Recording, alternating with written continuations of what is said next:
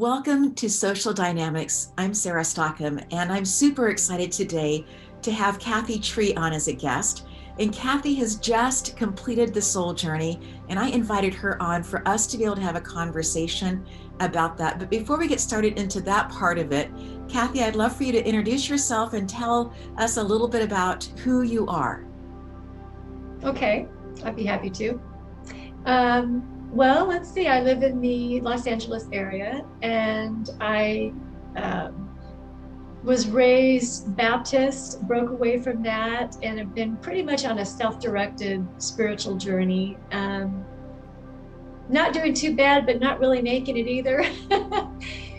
Anyway, I met Christy about 3 years ago, and she met Elaine and Danielle, and then told me about it, and invited me to the transformative gathering. So that's kind of how I got my step into this group, and from there I found Soul Journey, which has just completely been, day and night for me. But yeah, that's kind of my background as far as getting into to Soul Journey. Beautiful.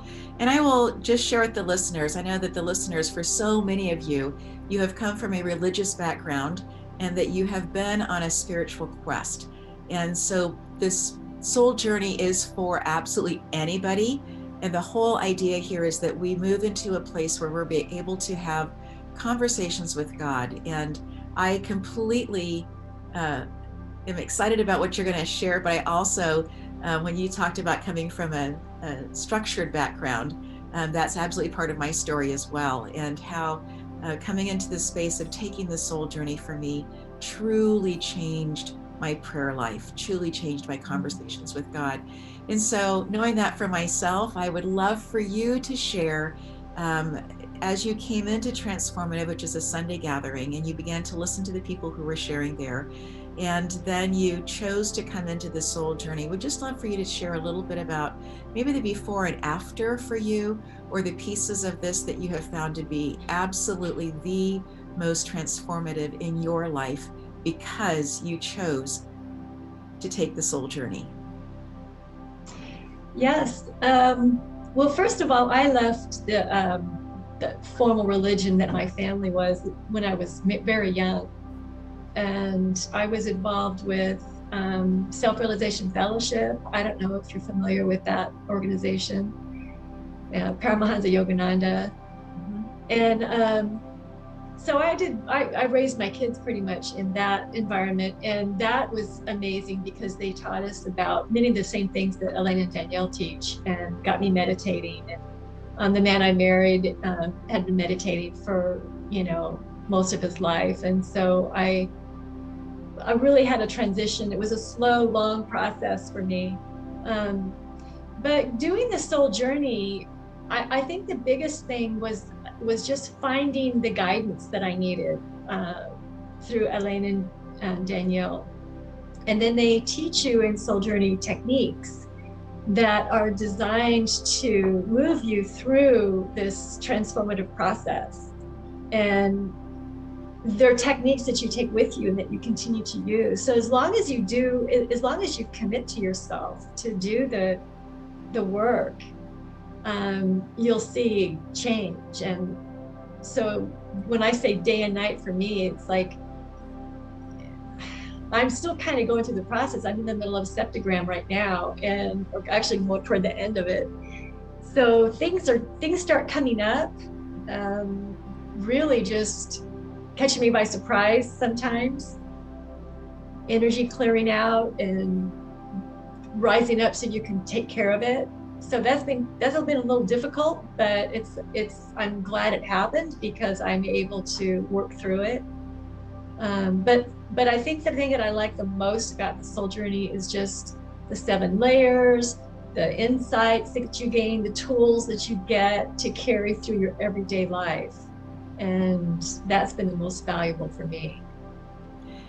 I think that in the process, I absolutely agree that things come up in order to be acknowledged, to be looked at from different eyes, because now that you have different tools based on practical spiritual wisdom that is from my perspective, so often deeply spiritual, not just a little fluff across the top, right? But these deeply spiritual practices. And I love that Ella and Danielle have a different way of being able to explain things that I've heard explained similarly so many different times, and then to hear it be so different and yet Yeah. makes so much sense. So the idea of that the renewing of our mind is really about creating new connections in our mind, right?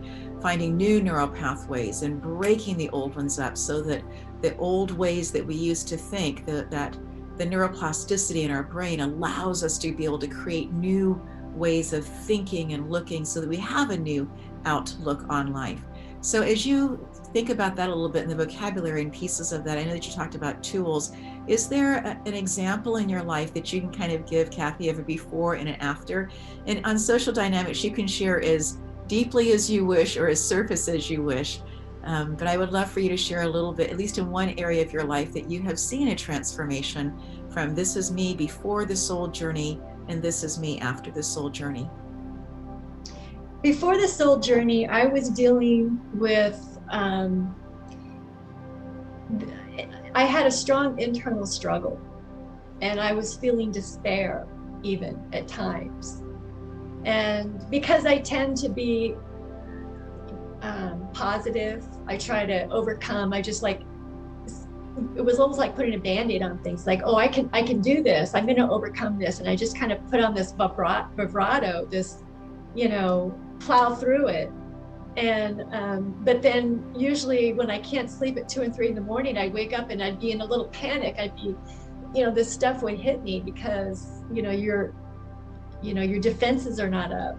And so and I had been, like I said, on the self-directed spiritual journey, and I had done a lot of work. I'd read everything I could get my hands on. I was meditating 2 and 3 hours a day. I mean, I was doing everything that I knew to do, but I was floundering because I didn't have direction and I didn't have the tools. I mean, I knew how to meditate, which was a tool, and I was reading, but nothing really pulled it all together. So I'd read this and then I'd read that, and then I'd read, and it was all good stuff, but it wasn't just one thing saying, okay, this is how you do it. And so that's what I got with Soul Journey. And so probably the biggest thing that affected me was just that I don't feel panicked.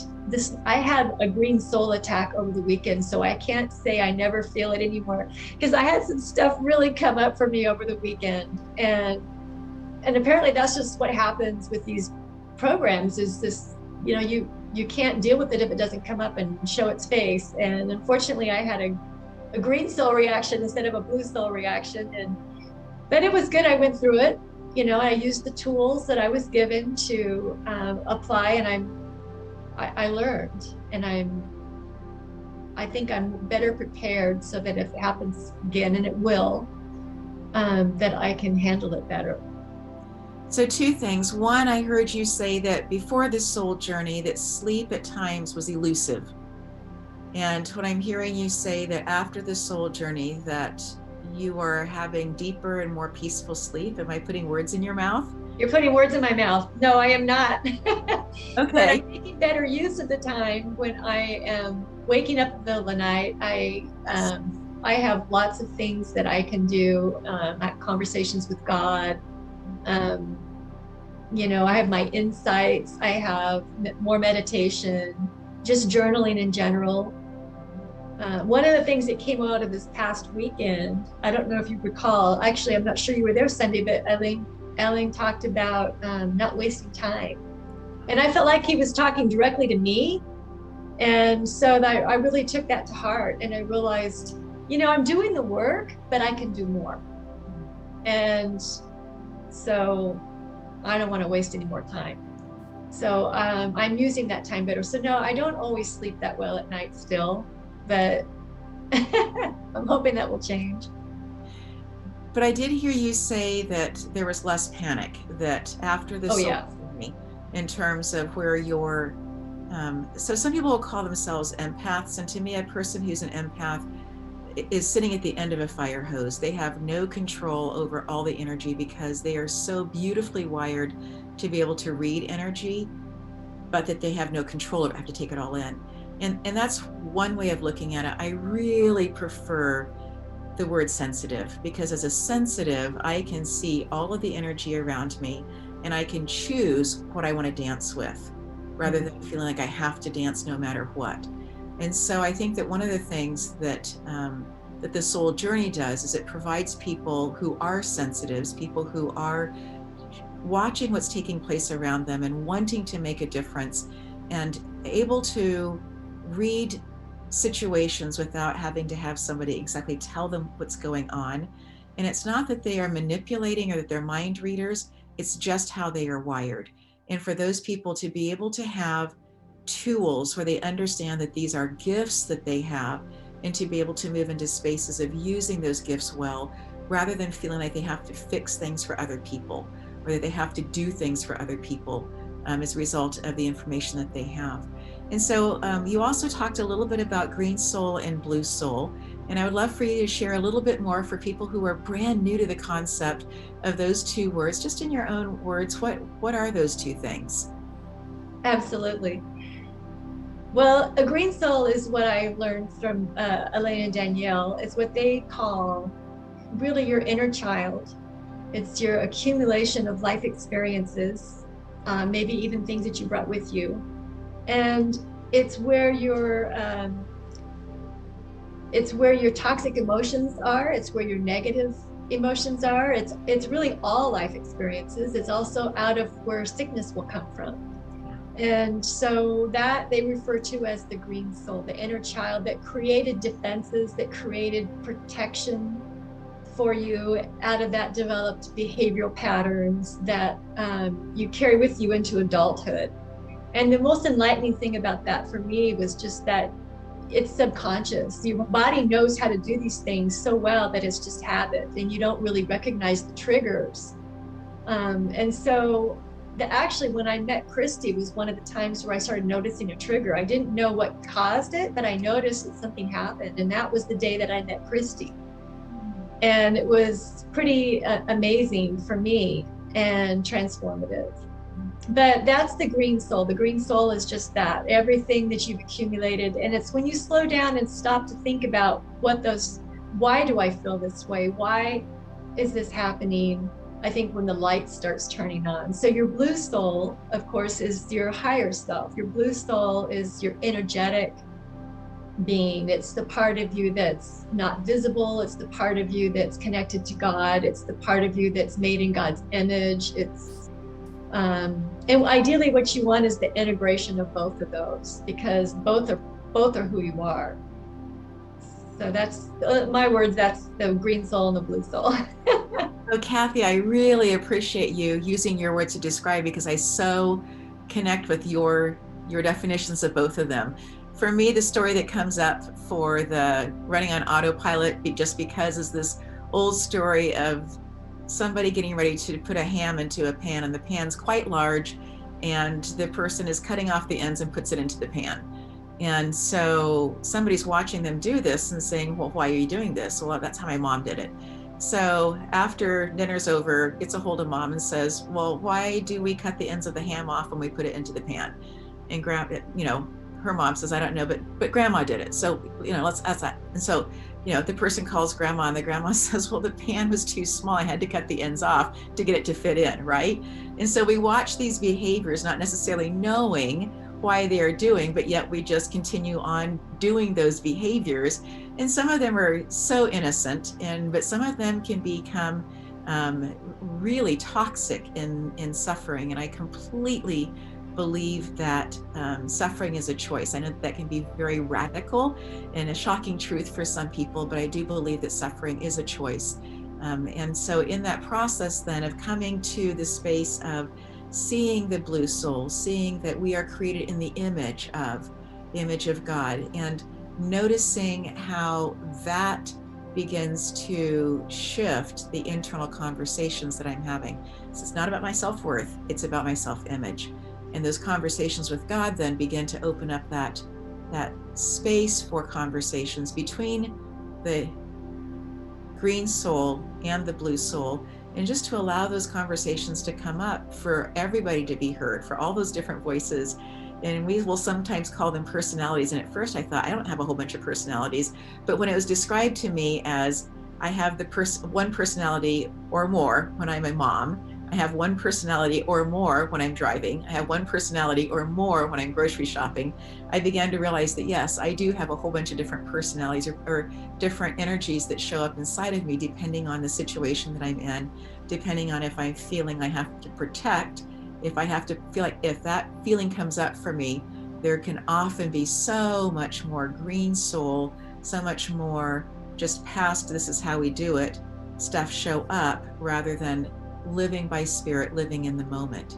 And so as you are continuing to process this, you talked about doing the Septogram. Are these separate classes then, or are they, can you do Septogram first and then do Soul Journey? What's the order? What's it about? Soul Journey is first, and you apply to that. And if you're accepted, then you get to go through that program. It's a 7-week program. Septogram is a program that follows. It's really, if you're going to pursue your life's work in service, it's a guidance toward putting you on that path if you're not already on the path, which I was not. And so it's teaching you really how to do that. And you have to do a lot of soul searching. I did. Really get into the conversations with God to find out what it is that you're meant to do. And Elaine and Danielle help you with that. They help you to have your breakthrough moments where you discover things about what your purpose is. What are you here to serve others? What do you have to offer that you're here to give? And I'm just one of those people that I had no idea what that would be. So it was quite a process, and it is quite a process. And so Septogram is that. It's just walking you through that process and giving you the tools that you need to start serving other people. So it really sounds like Ella and Danielle have looked at the education system that's out there, and they have said people are going through and paying chunks of money for degrees. However, they're not being taught how to learn. They're not being taught how to use their own personal gifts in so many different situations to be able to use that education to further the calling on their life. Certainly it's not a priority. Say again? It's not a priority, no. Right. And so it sounds like Ella and Danielle have developed ways and created tools or retooled tools to be able to allow people the freedom of having these tools that they use on a consistent basis, rather than I have a whole bunch of books. I love books. They're my friends. I love them, right? But rather than having a whole bunch of different books on a topic and taking a little bit out of each one if I feel like it, that they are providing for people who are serious about going internally and doing spiritual work, that they are providing tools that are actually lifelong tools that help an individual be able to not only connect in and have conversations with God, but actually then be able to ask God what the calling on their life is. Why are they here at this moment, in this time, in this situation? Why are they here? And what can they then help other people with? It sounds like that they are helping light workers help other light workers. Yeah. And, that's one of the things that I really love about the programs is that they teach you really how to be a light worker. What does it mean? And how to open that up within yourself, and to realize what's around us, that everything around us is the God body, is the love body, and that we're part of that. And if we're here, there's a reason that we're here. And to be able to flow, to channel, to be able to talk with your higher self and find out and get the wisdom, the all-knowingness that comes through that process is just life-changing. So, and you get all this through the programs that I would never have found that. I don't believe I would ever have found that without having the teacher and the guidance. So it's pretty valuable. I absolutely agree with you. I grew up in a beautifully religious home where the one that I call Papa was loved and served. My parents were missionaries. My father was an ordained minister.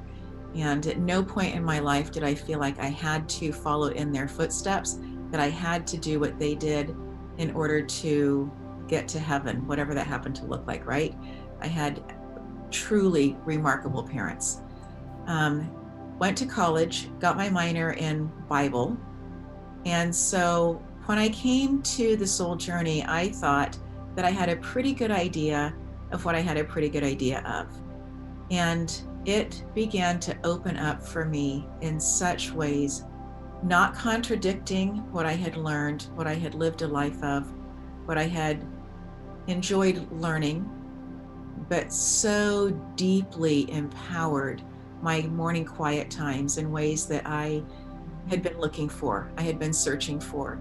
And so I think part of the key for the people who are listening today on this episode of Social Dynamics is, if you are in a place that you have come from a religious background or not, but you are in a place where you are searching and knowing that there is more, I encourage you to reach out to find out more about the soul journey, because it truly is not about one religion or any religion. It truly is about each individual learning the tools to be able to have conversations with God in order for their best self to show up in the world for everybody. And what a world I'm envisioning as more people choose to go through the soul journey and choose to anoint the world with the light that they are. I think only good things can come out of that. Kathy, I'll give you the last word. Is there anything else that you'd like to share before we finish today? Well, you talked about their teachings a couple of times, and I was thinking, yeah, they have such a practical approach to it. The teachings out of the Bible are stories and things that I grew up with, but they're told in such a different way that you totally get it, and you can apply it to your life, and with a little twist. That was huge for me when I first started attending this transformative gathering. And I think that that's really what drew me in, was just that practicality of it, and just a better awareness of what Jesus was really doing on earth, and the role that he displayed for us. Absolutely. Yeah. But I highly encourage people to attend the Sunday gathering and to check out Soul Journey. And it really has been life-changing for me, especially for those people who are, I mean, if you're searching, if you're looking for something, like I was, doing the best you can, but still not quite getting there, it's time for a teacher. It's time for some tools. It's time to be part of something that's really going somewhere and out to do something in the world that makes a difference. And that's what I'm getting from that. I think that when I went through school, preschool all the way through, all the different degrees that I was taking and being given and feeding on and putting into my being that which other people thought were important for a citizen to learn, somebody to know, right? I really feel like the soul journey is me saying, I know how to read and write. I got that. I want to know how to learn so that I can learn the rest of my life and continue to move in a direction that provides growth, that is systematic, but that also is one building on the next, right? Scaffolding. So I'm not just building a little bit over here and then going over here a little bit and going right here, but that the pieces all fit together. And I think that the soul journey truly is the foundational piece that will allow people of any background to be able to have those tools for themselves to be able to apply at any other point in their life that they wish. So thank you so much for being on this episode. Kathy, it's been just so good to talk with you. Thank you for having me. Absolutely. And I encourage the audience to subscribe if you'd like to have more content like this.